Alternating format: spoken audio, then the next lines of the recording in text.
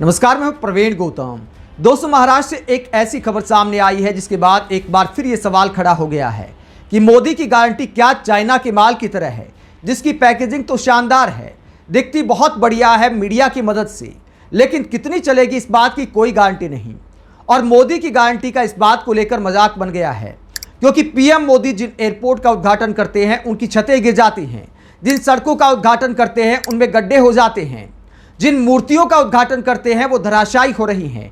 और इसे लेकर महाराष्ट्र में सियासत गर्म हो गई है, क्योंकि पीएम मोदी ने 4 दिसंबर 2023 को छत्रपति शिवाजी महाराज की जिस मूर्ति का उद्घाटन किया था, आज वो धराशायी हो गई।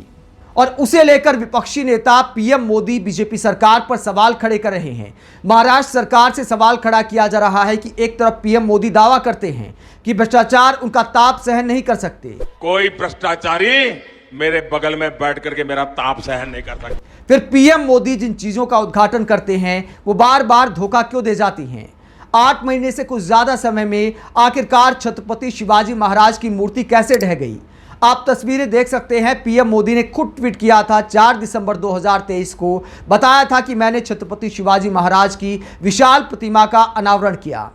उसके बाद आज विपक्षी दल वो विजुअल दिखा रहे हैं, तस्वीरें दिखाकर सवाल पूछ रहे हैं कि आखिरकार कौन जिम्मेदार है इस घटना का, कितना माल खाया गया, किसने मलाई खाई।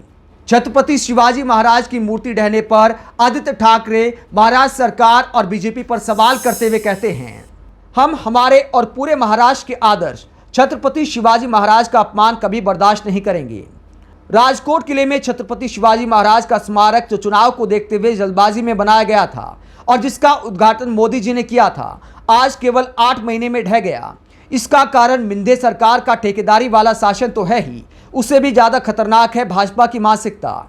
उन्हें अहंकार है कि हम कुछ भी करेंगे और बच जाएंगे। उसी अहंकार के कारण महाराज का स्मारक बिना गंभीरता से विचार किए जल्दबाजी में बना दिया गया।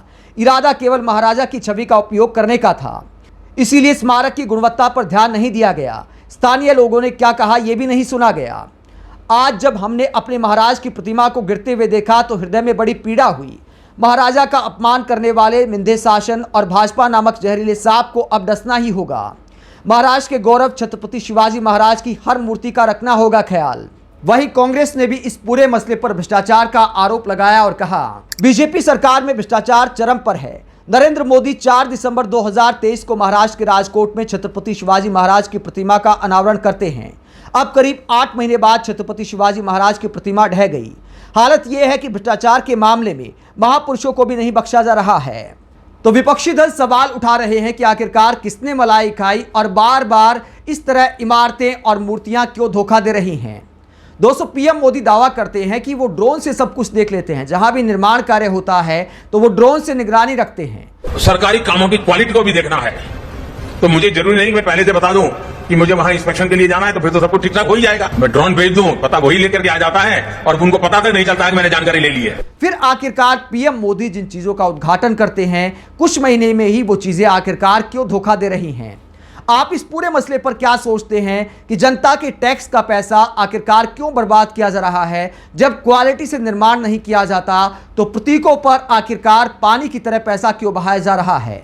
कमेंट बॉक्स में अपनी राय जरूर दें। अगर आप हमारी पत्रकारिता को पसंद करते हैं तो थैंक्स के ऑप्शन के जरिए आर्थिक सहयोग भी दे सकते हैं। इसके अलावा वीडियो को लाइक करें, चैनल को सब्सक्राइब करें। नमस्कार।